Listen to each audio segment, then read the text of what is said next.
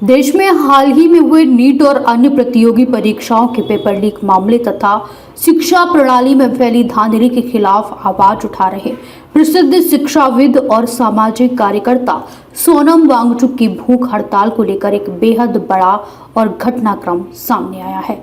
सफदरजंग अस्पताल से जारी अपने एक पत्र के जरिए सोनम वांगचुक ने अपना अनशन खत्म करने का संकेत दिया है। पिछले कई दिनों से अन्य जल्द त्यागी सोनम वांगचुक की सेहत लगातार गिर रही है, लेकिन उन्होंने न्याय और छात्रों के भविष्य की लड़ाई को कमजोर नहीं पड़ने दिया है।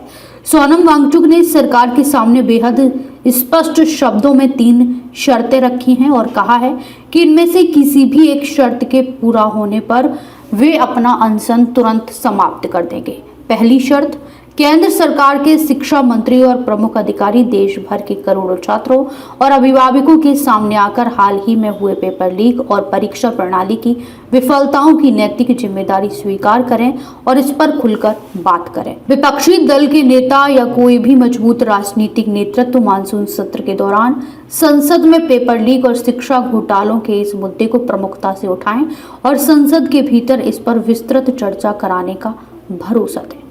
तीसरी शर्त, सरकार तुरंत एक स्वतंत्र और उच्च स्तरीय जांच समिति का गठन करे जो देश में चल रहे परीक्षा माफिया, पेपर लीक और घोटालों की जड़ तक जाकर जवाबदेही तय करें और भविष्य में निष्पक्ष परीक्षाएं कराने की लिखित गारंटी दें। पेपर लीक ने देश के लाखों होनहार छात्रों का भविष्य अंधकार में डाल दिया है। सोनम वांगचुक का ये कदम हमारे लिए उम्मीद की एक किरण है। अगर सरकार इनमें से एक भी शर्त मान लेती है तो यह देश के युवाओं की पहली बड़ी जीत होगी। वांगचुक के इस पत्र और तीनों शर्तों के सार्वजनिक होने के बाद अब दबाव पूरी तरह से केंद्र सरकार और राजनीतिक दलों पर आ गया है। लगातार पेपर लीक होने से देश के करोड़ों छात्र छात्राओं और उनके परिवारों में भारी आक्रोश व्याप्त है।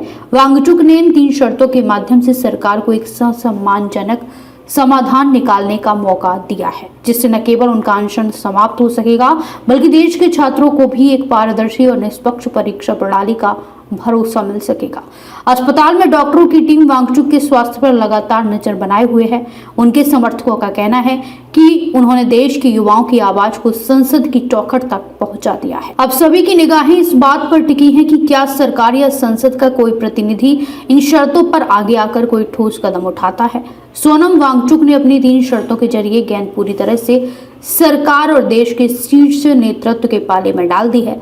अब देखना ये होगा कि क्या सरकार युवाओं के इस गंभीर मुद्दे पर संवेदनशीलता दिखाती है या नहीं।